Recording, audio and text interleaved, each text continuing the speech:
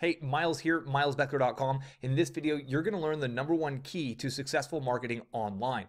Now, this is the same whether you're doing video marketing, content marketing through blogging, or whether you run a podcast. It doesn't really matter which marketing method you're approaching, or even the daily emails that you send. This has to be done correctly, or else you're going to fail. There's no two ways about that. Our world has changed, and this is the new way of doing things. So I'm going to share that concept, and then I'm going to share a story. And the story is going to help you have an aha moment that's going to make it perfectly clear. So this is the day that you get it. You get it once and for all, and you know how to move forward in a way that big corporations are doing, that big celebrities are doing. That story's really going to make it all make sense. So what's the big #1 key? It's to educate more than you sell. Truthfully, if you look at the content I've put out on this channel, and if you look at the great marketers in the world, they put out a ton of helpful information. And this has been true for decades and decades, right? If you go back into the direct response world, into direct mail marketing back in the day, the companies that made hundreds upon hundreds of millions of dollars mailing out letters to random people around the country or around the world,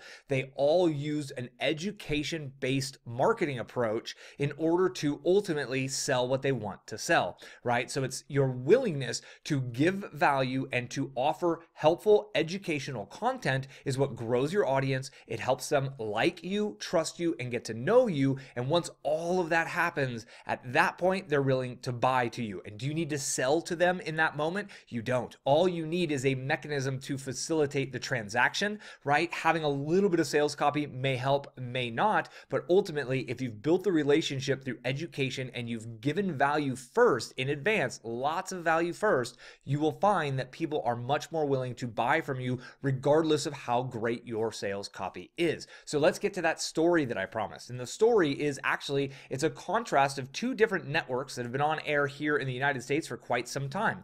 And the approach #1 is the home shopping network, where people stand there on TV and literally sell 24 hours a day, 7 days a week, all day, every day. They're just selling things.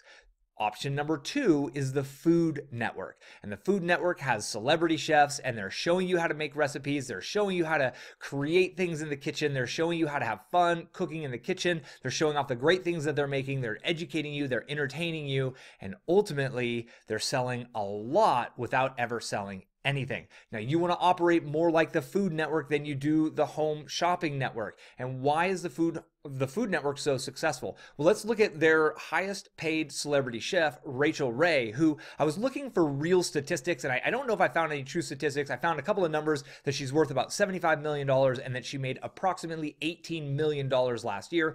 Obviously, she earns a salary for the content that she produces, right, from the advertisements they sell. But I would assume, and I would go as far as guessing, that most of her income actually comes from her book sales and from the sales of her pots, her pans, her spatulas, and all of the other wares that are branded to Rachel Ray that are sold through Walmarts and Targets and stores, and probably Costco's, stores all over the country and potentially all over the world. And this has been done over and over and over again. The Pioneer Kitchen, or the Pioneer Woman, or whatever her name is, she has her own set of pots and pans and everything. Emerald has his own things. All the celebrity chefs sell their wares. Now think about this for a minute. I want you to really kind of look into the idea. During the Rachel Ray show or the Pioneer Woman show or Emerald show, do they ever pitch their pots and pans? No, they don't, right? They just use them. What do they do in these? They're entertaining, they're informative, they blend that infotainment, right? That informative, entertaining content. They keep you engaged. They teach you how to use the pots and pans. They teach you some amazing things that look really easy to do with their pots and pans. They're absolutely using their pots and pans, but they never have a call to action at the end of the video. They never say, okay, now click the button on your screen. Now call this number and buy. It's not an infomercial. And yet they're selling hundreds of millions of dollars in products. It's because they're using education, right? They've built a platform, and it's not just that they're using education, they're ultimately relationship building. People who watch Rachel Ray over and over, and they tune into the Rachel Ray show, and they fall in love with the character of Rachel Ray, when they're out shopping in Walmart and they're like, okay, I need some new pots and pans, and they're looking at the wall of options, and they see one that's got Rachel Ray's face on it, it is a no-brainer. There is no sales going on in that moment. The user, the individual needs a new item to solve a problem. They don't have pots and pans. They want to cook more at their house. So they go to the store to obtain them. They look on the shelves. They see a recognizable face, someone they know, like, and trust.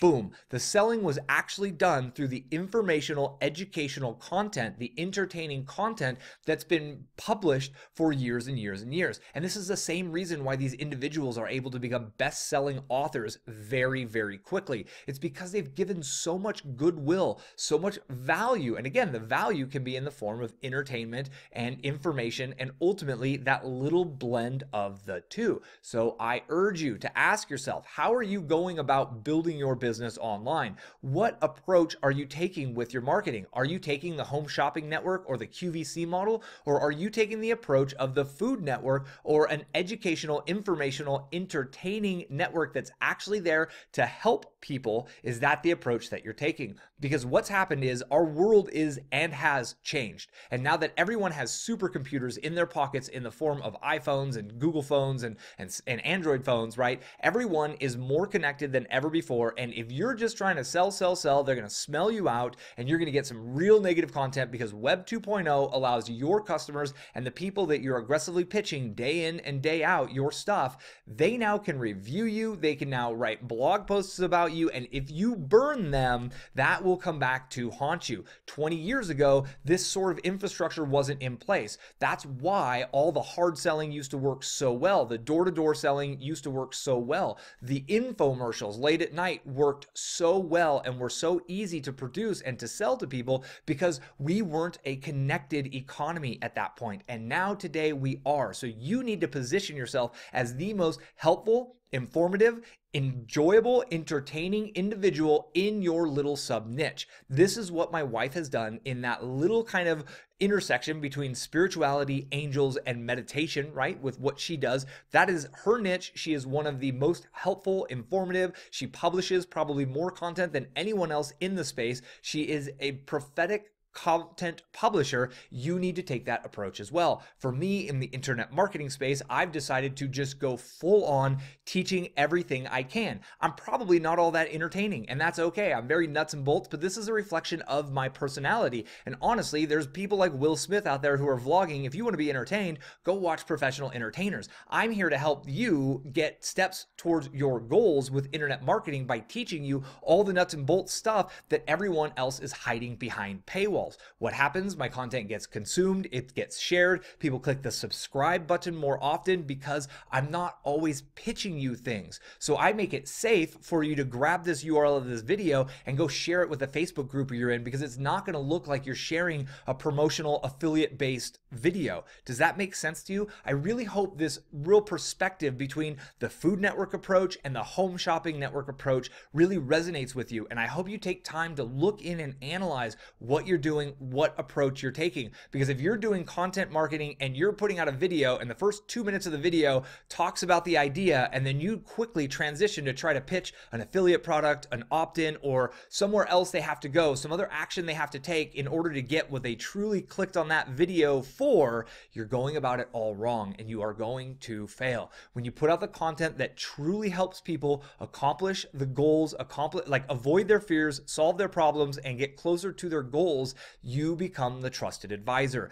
Once you're the trusted advisor, when you recommend a product, people will take action because you've built the trust first, and you do so through educational and infotaining content. That's the real kicker here. This is the day and age we live in, and you need to make sure your marketing represents that and is in alignment with that, or else you're flat out going to fail. Now, it takes a fair bit of hard work, right? I guarantee Rachel Ray put in decades of hard work before she was ever discovered by the Food Network channel. And even when she got discovered by them, she probably put in several years of work building an audience, having her show played at odd hours, not getting those prime peak times, while she was harnessing her craft, she was getting comfortable on camera, her personality, her story, her brand story was coming through. Now we see, and it's like, wow, that girl came on the scene like boom, right? Overnight success. I guarantee you there were decades of hard work that led up to that point. And that's what a lot of people find with my content, right? I just started publishing videos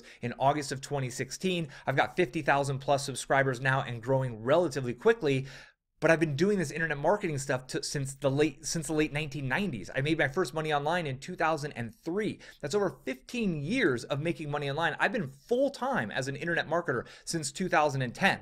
I was full-time as an internet marketer for 6 years in the trenches, day in, day out, 60, 70, 80-hour weeks, doing all the nuts and bolts work for 7 years before 6.5 years before ever putting out content as here's how to do what you do. So you might have just met the Miles Beckler who kind of popped onto the scene here on YouTube with 20, 30, 40,000 subscribers over this last year. But what you didn't see is all those years of me mastering my craft and then learning how to communicate effectively and then spending time putting these 350 plus videos together for you. No pitches at the end, no calls to action at the end. I'm not here to sell you something. I truly am here to give value to you. And I ask you to ask yourself, what do you think about the brand of Miles Beckler since I've been putting out this content? What does the brand Miles Beckler mean to you? When my videos pop up, what do you feel? When you see them pop up on your feed, how does that make you feel? Do you feel like, here comes another pitch, like, oh, I know there's going to be something at the end of this? Or are you like, wow, I'm about to learn something today. I'm about to get something good because I know Miles drops knowledge bombs, right? And you need to make sure that your audience has a similar positive feeling that's on brand for you, right? You don't do this. This is what I do. This is me doing me. You do you, but you need to do it in a way that's educating, informing, entertaining, that infotainment approach to putting out your content marketing, your videos, your blog posts, your podcasts, your emails that you send every day. Yes, there's a time and a place to make an offer. There's a time and a place to recommend a specific service or a product or a software as an affiliate, but that is not in every single video. That is after you've built the trust, after you've taught them what to do and how to do it, and then when it's imperative for them to obtain that specific tool or that specific thing, whether you teach backyard gardening and how to do vertical tomato gardening, there comes a point in time when you need to recommend seeds and specific vertical hanging pots and maybe a watering pail. That's not the first video. That's not the first thing they're going to get from you. You need to teach them the process first, help them get going first, and then you teach them, here's what the pros use. And when you built that trust, and they're like, ooh, that's what the pros use? I really need that watering pail. If that's what a professional vertical tomato gardener uses, right? If that's your niche, that's your bit, they'll click through and they'll buy. But that only happens after you've given value, you've helped them, you've helped educate them, and you've built that relationship first. You get this right, you will find success. It takes a lot of work to put out these videos, but once you build it, they're all assets. You will build momentum through your content marketing, and you will be amazed at the results that you get. You can get a lifetime worth of results from a few years of effort. That's exactly what I've done again here. That's what my wife and I have already done 2 times before this. This is brand number 3. We're following that same process. You now know the secret. So go forth, create helpful content, send helpful emails, be entertaining, be informative, and you will be amazed at what happens when you take that approach. I hope this video has been helpful. If you enjoyed it, give me a thumbs up. Feel free to share it, grab the URL, send it, email it to somebody. I don't know, do what you do. I appreciate all the sharing, the helping. If you have not yet subscribed and you made it to this far, why not? Just subscribe. It's like right down here. There's like a little button. Just click it and you'll be subscribed. You'll get new videos when they come out. Until the next video, I thank you very much for your time. I'll put out a new video in a couple of days and I'll see you then.